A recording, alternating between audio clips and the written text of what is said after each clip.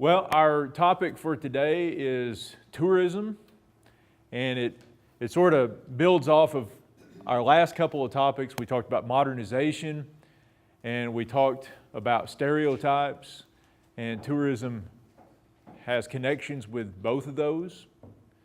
And we will talk a little bit about the history of tourism in the region. We'll talk about the importance of tourism to the Ozark economy, where tourism is important, where it's basically non-existent. It's kind of like when we talked about the poultry industry. It's either real heavy in places and real important, or it's just almost not there in other places. Tourism's similar to that, and we'll get to all that. But before we do, we've got our famous Ozarker of the day. Someone in green hiding amongst the reeds, or whatever that is there. Anybody? I will tell you that, because it's probably not going to help you anyway. She is a poet. And since most people, when you ask them to name a poet, can name Robert Frost and maybe no one else, I'm guessing our secret may still be safe. She's a poet, and she's from the Ozarks, obviously, or she wouldn't be up there. Anybody read poetry? Anybody can rhyme words? They don't do that anymore in poetry, but used to they did. It was kind of fun, you know. That's like kids' poetry nowadays when it rhymes. Okay. Well, this person is C.D. Wright. And I'm not sure how comfortable she would be with us putting her birth date up there, but it's up there. C.D. Wright is from Mountain Home, Arkansas, and is the Poet Laureate of Rhode Island. Now, how unlikely is that? You know, that's quite an unusual accomplishment for a native of the Ozarks. What is a Poet Laureate? It's basically the official poet. The poet. Right. I'm sure Missouri has a Poet Laureate. I don't know who it is. A lot of her poetry is sort of earthy and kind of rural in nature, and harkens back to her childhood or her memories of Arkansas. She's got a Southern or an Ozark voice that's been changed a little bit by, you know, living most of her life outside the region, but you can still detect something in there. But that's C.D. Wright, professor at an Ivy League school. Something to aspire to. All right. And our word for the day, I don't know if C.D. Wright would know this word. Poets seem to know lots about lots of words, so I wouldn't be surprised if she knew what a hog molly was or is. It's a little sucker fish. You got it. How'd you know that?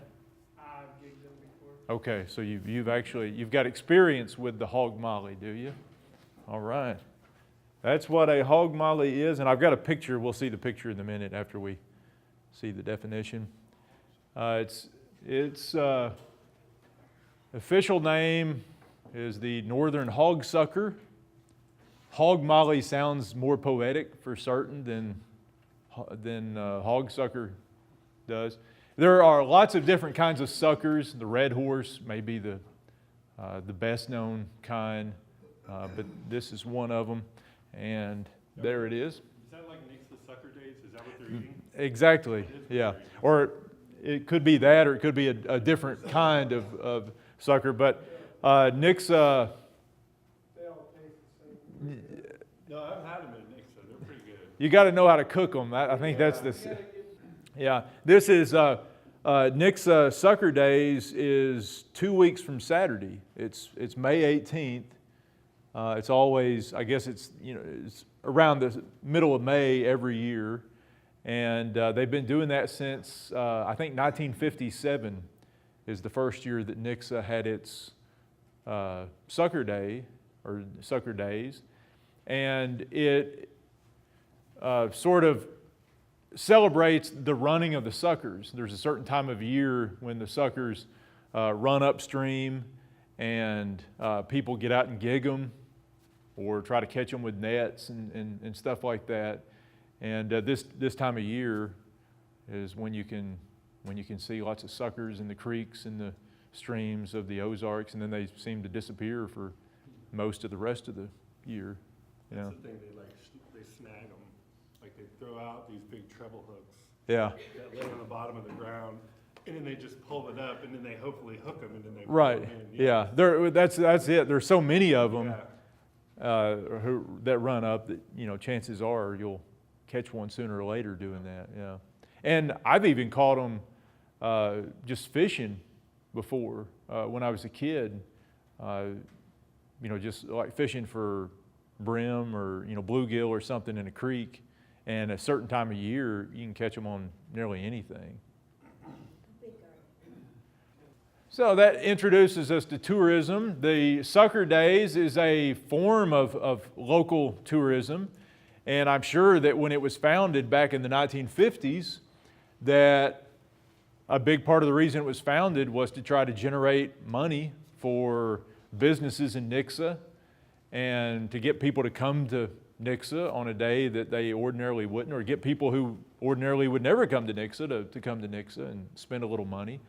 And nowadays, however many years later, 56 years later, there are festivals and similar things in every community. Practically every weekend you can find something from the time of the last frost until the first frost in the fall. There's something going on somewhere, and especially in a place like the Ozarks, you've got your pick pretty much every weekend. And a lot of it has to do with attempts by towns and counties to tap into this growing tourist market that has been booming, especially since World War II, but as we'll see, is no new phenomenon in the Ozarks. Tourism has long been a very important industry in the Ozarks, and in some places is the industry. Today it is a multi-billion-dollar industry. Now, I don't think there's any exact science on the way that government officials calculate tourism spending. You can go today and find like the 2011, maybe even the 2012 annual report for the state of Missouri, the state of Arkansas, the state of practically any state on tourism expenditures. But what these count are things that are not always related to tourism. Tourism expenditures will keep up with like restaurant and hotel expenses. Maybe even in some places like gas station expenses, stuff like that. There's a whole list. You can go to the Missouri Parks Department, or whatever the official name of that agency is in the state of Missouri, and it gives you a list of more than a dozen things that they tabulate to come up with expenditures related to tourism. And Arkansas, I think, even has a longer list, but we'll get into that in a minute. It differs a little from state to state how they calculate tourism expenses. So when we look at our map and we kind of compare one county to another, it's not easy to compare them across the state line because Arkansas and Missouri calculate their numbers a little differently. But we can still get an idea of how important tourism is to a county's economy, to a town's economy by looking at some of these numbers.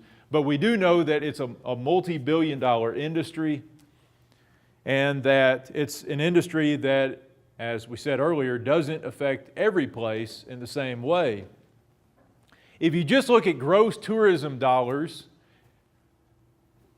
it's no surprise that the way they're calculated, the places that have the most tourism spending tend to be metropolitan areas. St. Louis is far and away the leading tourist destination in Missouri. It is, in fact, and it is because it's St. Louis and it's got a very large population with lots of restaurants and hotels and stuff. And of course, a lot of that spending has nothing to do with tourism, but a lot of it does too. And I guess there's no easy way to parse out, which hotel expenses are tourism related and which are business related and all that kind of stuff. But as you can imagine, St. Louis attracts tourists from all over Missouri and all over the country. But the Ozarks kind of comes in pretty soon behind that. In the Ozarks, Greene County, Springfield, has the most spending, tourism-related spending just in general, not looking at it per capita, just gross numbers, has the most spending. And not surprisingly, the counties with the largest populations in Arkansas, Benton County, Washington County also generate the most tourism expenditures. Again, how many of those are actually related to what we would call tourism, it's hard to tell. But you also have, outside of these large metropolitan areas in the Ozarks, you have more rural or small town areas like the Branson area, Taney County, Stone County, that are heavily dependent on tourism and where millions and millions of dollars are spent each year that are directly related to tourism. Here's a little map that I put together that will give you an idea. The darker the coloring on the counties, the more tourism spending per capita. So what I did, I took the gross tourism expenditure numbers, figured them up based on the population of each county, and there's no real big surprise there. The county that you could say is the most dependent on tourism is this county, and that county is what? Taney County, Branson. No surprise that there's more tourism spending per capita in Taney County than there is anywhere else in the Ozarks. And second place is this county here, just down across the state lines. Anybody know what county that is? That's Eureka Springs. It's Carroll County. So the numbers start to make sense when you look at the map and you think of what is where these darkened places are. Now again, as I mentioned, the state of Arkansas and the state of Missouri tabulate their numbers differently, and I couldn't tell if maybe Arkansas cast a wider net and calculated more numbers, because in general the Arkansas counties seem to generate more tourism dollars than the Missouri counties. That may just be a fact, or it may be a result of the mathematics going on behind the scenes. So you've got, after Taney County and Carroll County, the other dark counties, you can see here. Does anybody know where that is? Lake of the Ozarks, Camden County. So no surprise there that that's a heavy tourist area. And I can't tell if that's next dark or, I think that's like the third level. These dark ones down here, this is Stone County, Arkansas. That's where the Ghost of the Ozarks took place. That has nothing to do with their local tourism economy. But this is, you remember we talked about earlier, I think we talked about the Ozark Folk Center. Did we talk about the Folk Center in here? That's where the Ozark Folk Center is. Stone County also is home to Blanchard Springs Caverns. The National Park Service, or actually it's the National Forest Service, runs a big cave operation there. And there's a lot of national forest land. So that's a real heavy touristy area, and there's not many people there. So if you figure up tourist spending per capita, that's probably a better indication of how important tourism is to the economy. This is Baxter County, Arkansas, where Mountain Home is, where C.D. Wright is from. And Mountain Home is situated in between Bull Shoals Lake and Norfolk Lake. And just as the Lake of the Ozarks generates lots and lots of tourism money up here, the lakes do down here as well. Stone County, you get Shepherd of the Hills is actually in Stone County. It's not in Taney County. and not Shepherd of the Hills. What am I thinking of? Silver Dollar City. Silver Dollar City is on the Stone County side. It's not in Taney County. And also you've got Table Rock Lake down there, so you get lots of tourism in that area. And down here, this is Cleburne County, Arkansas, and there's a lake right in the middle of that county as well. So you can see that where the Army Corps of Engineers built lakes, and we'll talk about some of the specific lakes later, built dams and man-made reservoirs. These tend to be high-traffic tourist areas with lots of tourism money generated by boating and hotels and all that kind of stuff. So you can see, but you can see lots of these white counties where tourism really plays either a very small part of the economy or tourism is just non-existent in some of these places. And much of the Ozarks, looks like about roughly half of the counties fall into that category where tourism is just not all that important. Maybe the scenery's not good.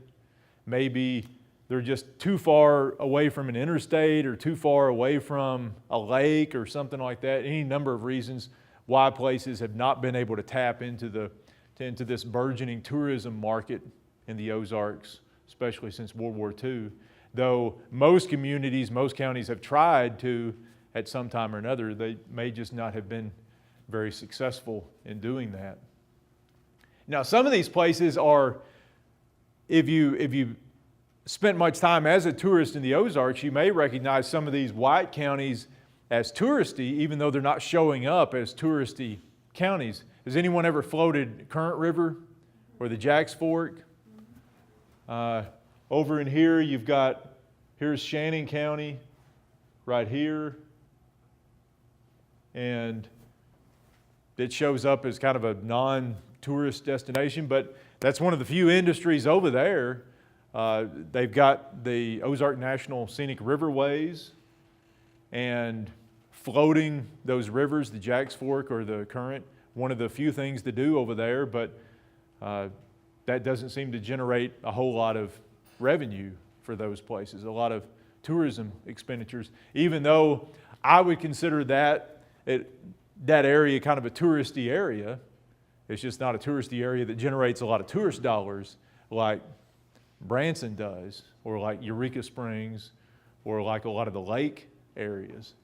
And so you can find some examples like that too. But a lot of these places, you look at like Wright County, Texas County, you think of those places, and there's just not a lot of tourism going on in those places. Not a lot for a tourist to do. That they're drive-through places. Hartville did have like a reenactment of a Civil War battle there Yeah. Saturday. I don't know if you heard about that. Hartville did? Yeah, They did their civil? It was a big deal. Yeah. Well, it would have been. I mean, Hartville is got a population of about 500 people, so there were, who knows how many times the town doubled and tripled and quadrupled just by getting some people to come and visit. Yeah. Did you go? No.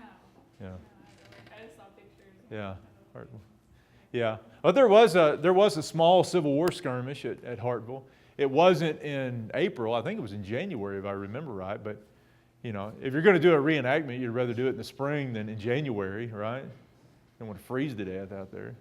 Just because the original guys had to doesn't mean that we have to. But that gives you a little bit of an idea of tourism spending in the Ozarks. And here, of course, is Greene County. And Greene County, there are millions and millions of tourism-related dollars spent in Greene County every year, but the county is big and thriving in a lot of other ways, and so tourism isn't quite as important to the local economy here as it is to, say, Taney County and Stone County, though, obviously Bass Pro Shops brings in busloads of tourists on a daily basis from all over the place, from all over the world, and there are other things that bring people who would be considered tourists into Springfield as well.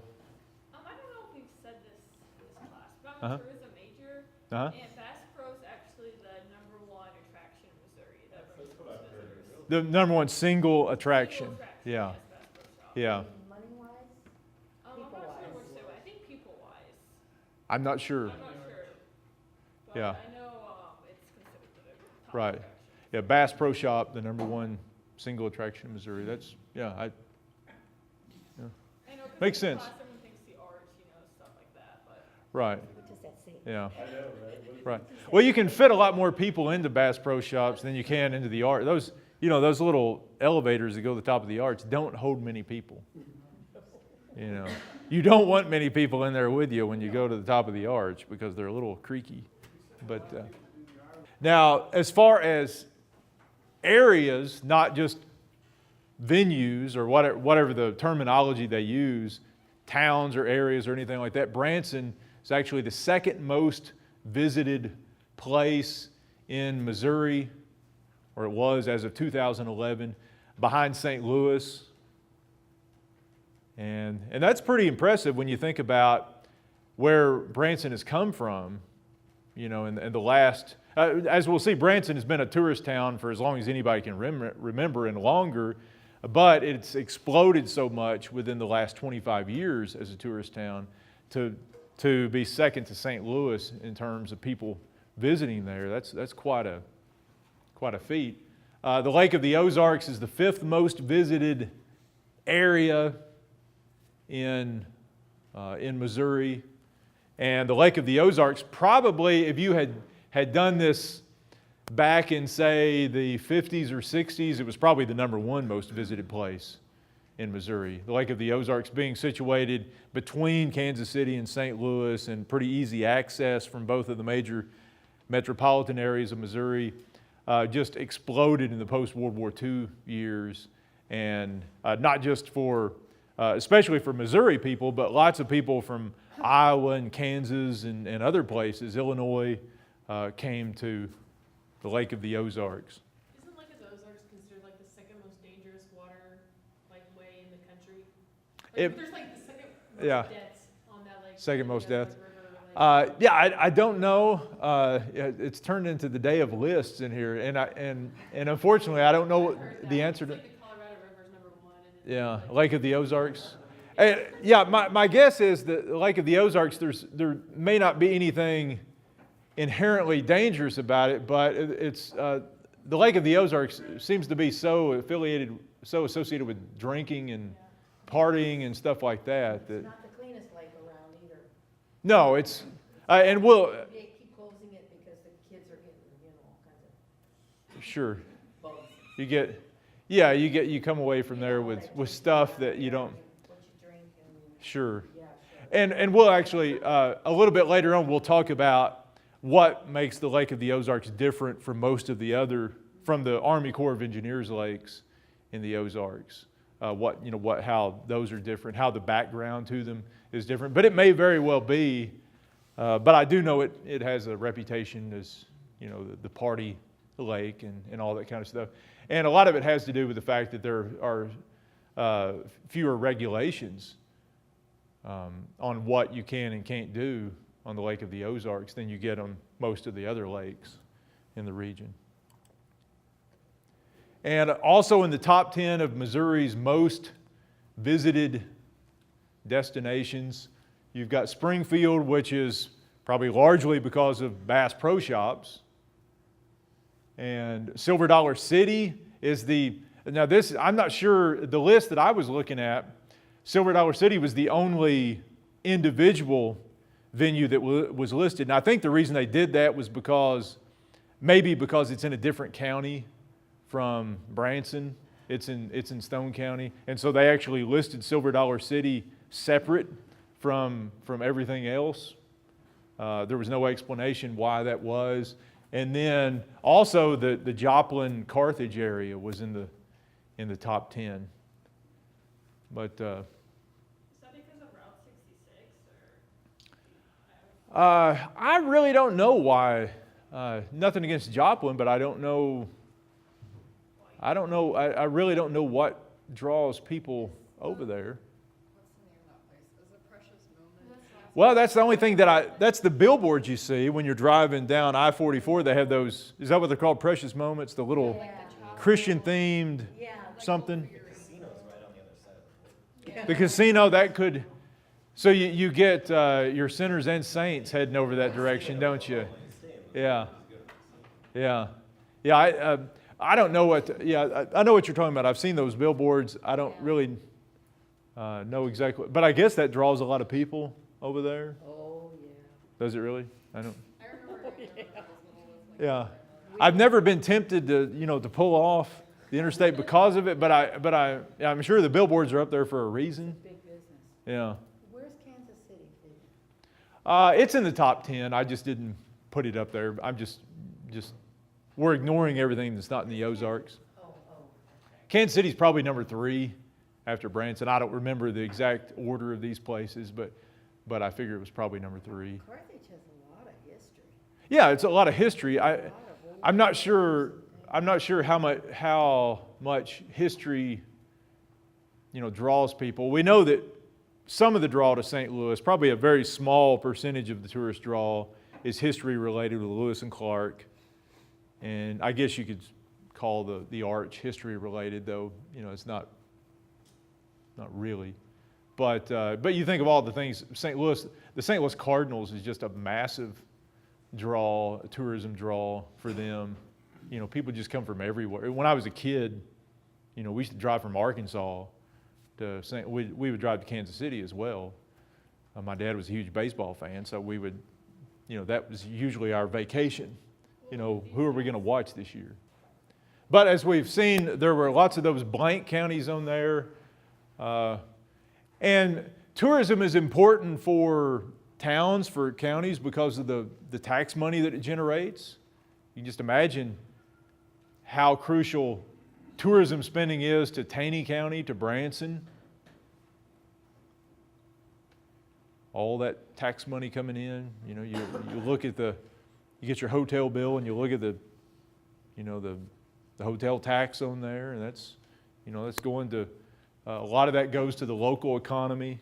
And the map, there are 21 counties in the Ozarks, Arkansas and Missouri, in which tourism was small enough that there were fewer than $10 million in tourism-related expenditures. And most of these are very rural counties where, some counties where you may only have 2 or 3 hotels in the entire county, where you may not have much more than a dozen eating places. There's just not a lot going on, a lot generated. If I can find, let's see here. Let me share some of these statistics I've got with you. Going back to our map, the per capita numbers, these are, I don't think I gave these numbers to you earlier. And these are the result of my own number crunching, so these are not official. And I take no responsibility for how bad my calculator was, but I'm going to give them the numbers to you anyway. This is from 2011, Taney County.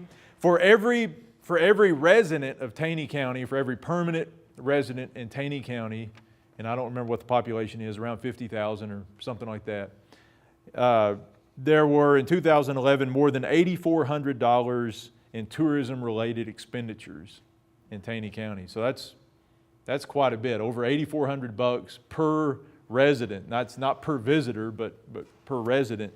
So that's what makes Taney County the most tourism concentrated place in all of the Ozarks. And of course, most of that was Branson.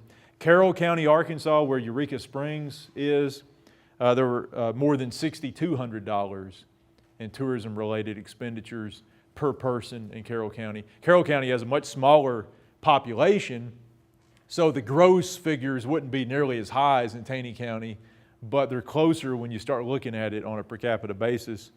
And a couple of those other Arkansas counties were over $5,000 per resident.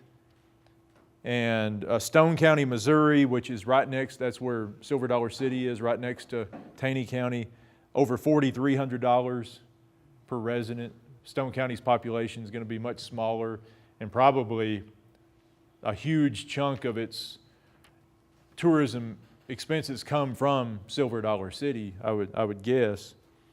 In Camden County, Missouri, Lake of the Ozarks, over $3,200 per resident there in tourism spending. So again, that just gives you a little bit of an idea of how important tourism is to the economy. And I think I do have somewhere on here. Now this is from fiscal year 2011, and this is where I got those statistics, or those the numbers earlier, where Branson was the second most popular destination and that kind of stuff.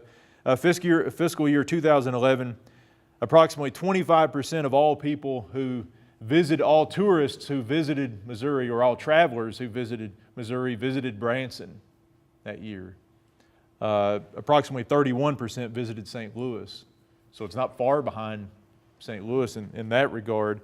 Kansas City was third at 22% of all visitors visiting these places. So again, if you just look at the raw numbers, St. Louis and Kansas City generate millions and millions of more dollars, but they've got tens of thousands of more people living in those places as well.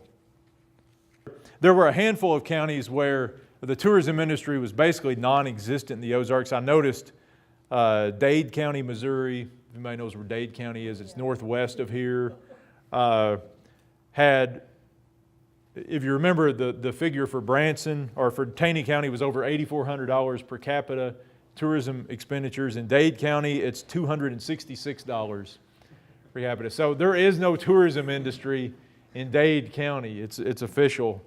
And there are lots of examples like that, lots of them that are under 500. Bollinger County over in the southeast Ozarks, $315. Nobody visiting Bollinger County, it's a drive-through place. St. Clair County, which is, I think that's where Osceola is, it's $357.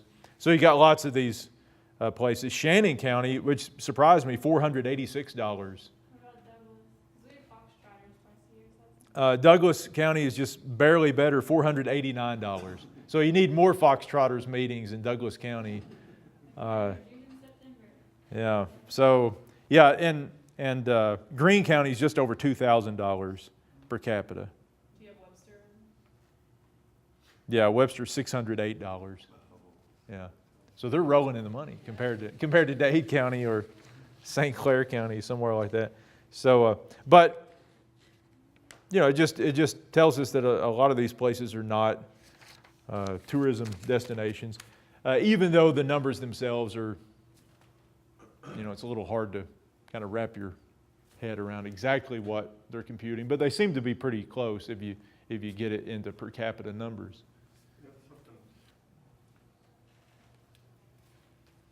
All right. Well, let's talk just a little bit about tourism history in the Ozarks. And we begin, not surprisingly, with the part of the region that's closest to St. Louis, because the real money in Missouri for so many years was in St. Louis. In the late 1800s and into the early 1900s, St. Louis was one of the major metropolitan centers of the United States in general. It was a top 5 city in the country. The 20th century wasn't kind to St. Louis, and that it kind of fell behind a lot of other American cities. I don't think it's in the top 20 now in terms of population, but back in those days, lots of wealth, lots of affluence in St. Louis. And in the late 1800s, after the Civil War, you had St. Louisans who traveled down the railroad. Remember, we got the railroad built down to Pilot Knob on the eve of the Civil War, and the railroad was still there and eventually expanded after the Civil War. And they would drive down to the Arcadia, Ironton area, and that area, especially around Arcadia, developed into kind of a summer home cottage place for wealthy St. Louis people. There was an attempt in the late 1800s to kind of turn it into a sort of a Missouri, Saratoga, New York, a place where the wealthy would send their families in the summertime, and the men would go down on Friday evenings after work and spend the weekend and go back to work on Monday morning and that kind of stuff. And they were able to do that because of rail service and because of its proximity to St. Louis. It was a quick trip from there by rail down to these places. And hotels developed in this area, and you had the usual kind of outdoor activities for families. But the first thing that really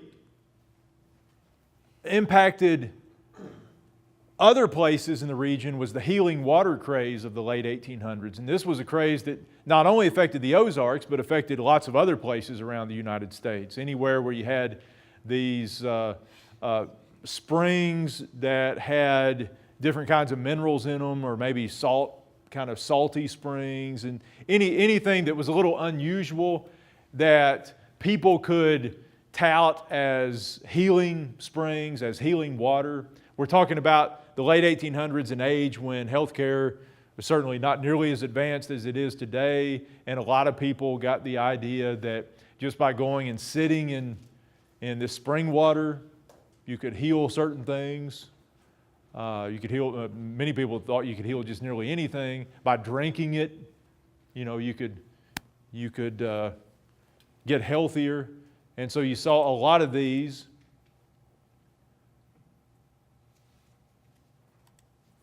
The first one in the Ozarks was the first one to really boom in a big way in the Ozarks was Eureka Springs, and Eureka Springs is kind of neat in that it's still there, and it's still a major tourist destination. Most of these spring towns, these spa towns of the Ozarks, eventually disappeared.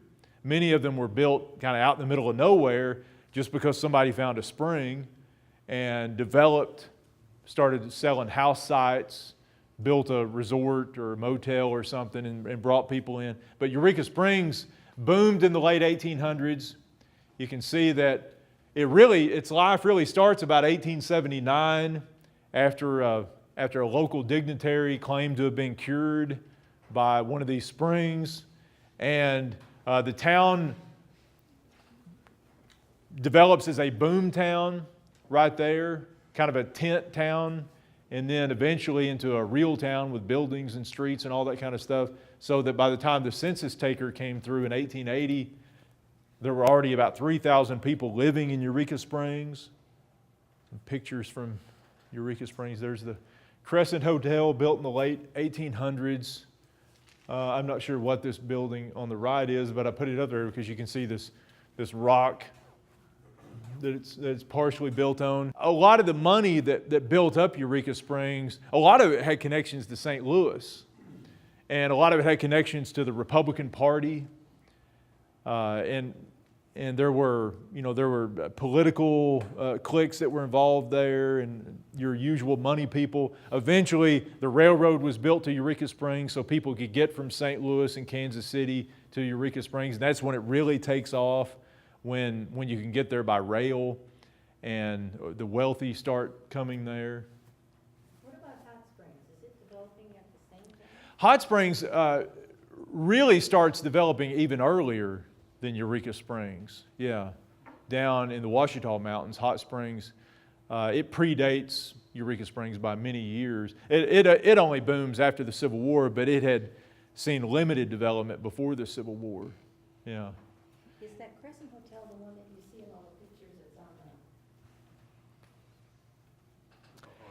the? It's on the side of a hill where you can go out to ground level on like 3 or 4 different floors or something. Isn't it haunted, right? Or supposed to be? Right, yeah. I think they do haunted tours and stuff of the Crescent today. Yeah, yeah. I've never stayed in it, but Well, I just mean yeah. the whole town. The whole Yeah, town yeah. Eureka is a unique place for the Ozarks. is funky. It's a place that I would consider not at all Ozarky. You know, there's nothing really sort of that says Ozarks about Eureka Springs except for the terrain. It's hilly and rocky, but other than that, the town has an identity of its own apart from the region's history. Are the springs still there? Oh yeah, yeah. Bathhouses and stuff? Yeah, I guess I'm not sure if not like in Hot Springs, Arkansas, where you still have like Bathhouse Row They down built the there. drive over something. Yeah, yeah, but I don't know. I've never taken the spring, the water or whatever you call it in Eureka Springs. Taking the whatever. Yeah, but it is a weird town. The streets, are just go everywhere because it's a place where no one in their right mind would have built a town in Eureka Springs had it not been for that spring water. I mean, that's the reason there was no town there in 1879, because it's hilly and rocky and so it develops into this weird sort of place. And we'll see later, Eureka Springs goes through many incarnations. In the early 1900s, it becomes kind of an artist, writer colony kind of place. And then it later becomes a place that attracts hippies and counterculture types. And then you get across to the Ozarks and you get your kind of Christian theme park crowd. I mean, it's a unique place. Though I would say, if you've been to many just pure tourist towns in America, a lot of downtown Eureka Springs is going to remind you of pure tourist towns. With the sort of kind of hippie-themed stores and kind of new agey stuff that you see around there. You see that in a lot of especially mountain touristy places. Branson, not so much.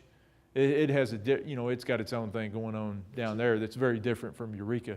Yeah, Eureka Springs I guess they have annual rainbow pride parades, and they've got like they have I think there's a blues festival there every year, and they still have their old Ozark folk festival there, which has morphed into it's not just hillbilly music anymore. It is if you haven't been to Eureka Springs, visit Eureka Springs and just hang out a while. See what's there. Some more Eureka Springs pictures. The Hotel All Red. I don't know if that's there or not. I just found some of these pictures. But I like that one because it also had this thing here. Rooms with bath, $1.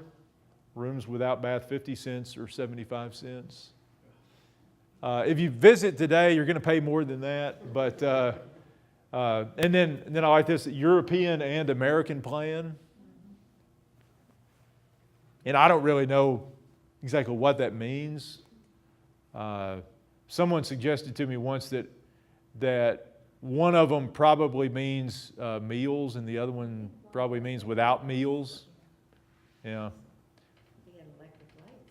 Yeah, electric lights. Yeah, I don't know what the date is. There's no date on that thing, but first class cafe connecting to lobby. So, pretty good stuff. Steam heated. And here's a map. This is just a few of the healing springs that developed into kind of resort towns in the late 1800s. And these things were everywhere around the Ozarks. You can see there, I mean, they're scattered around all over the place. And you can even see down in Christian County, I think this one may be O to V. I'm not sure which one. There are two dots here, and I don't know which dot goes with which town. One's named Reno and one's O to V. I think O to V was south of Ozark, so that may be that one. But these places, don't exist anymore. But for a time, for a decade or a few years, they boomed, and there was a hotel and people visiting and that kind of stuff. Just all over the place. And you could probably put 3 times that many on the map and still not have all of them if you counted even the little rinky-dink ones where they were just open for a year or two. It was really it was just part of the craze. It was another example of how in the Ozarks we often are tempted to view these things as kind of unique and look what happened to the Ozarks, but we were just really participating in a national, international craze that was sweeping Europe and the United States and Oklahoma. Yeah, you would just all over the place, wherever you had spring water, and Train had a lot to do with it too. yeah. And in a lot of cases, see, not all of these little spring water towns had access to the railroad, and those usually dried up and died. Maybe not dried up literally, but they didn't survive. And sometimes the ones that did survive, like Eureka Springs, were the ones that had rail access. People could get there a lot easier in the days before automobiles. And some of these are still there, like Heber Springs.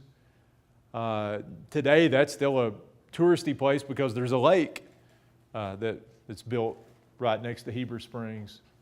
So Siloam Springs, that's still there. There's a college there. Yeah, El Dorado Springs. A lot of those, Climax Spring is still there. It's not a booming place, but I think the last time I was there, the roads in downtown Climax Springs were kind of half gravel, half pavement. I don't really know, but it's seen better days. But a lot of these places, we've never heard of, like Blankenship Spring, the Siloam Springs, Lithium Springs. The local people of the area would probably know, well, that was at so-and-so, but most of us have never heard of these places because they don't really exist anymore. The spring is probably still there, like Welch's Spring. It's still there, but there's no resort or anything. Is that the one on either the current or? Yeah, Is that the one? Welch's Cave. Yeah, the TV. Yeah, that's where People came for the cures. right. Yeah, that was actually an early 20th century They came in by wagon. development. I think. Yeah. No, there wasn't railroad service there, or there wasn't always. There may have been during the lumber boom. There may have been like a branch of a railroad there, but yeah, that had a big operation in Shannon County.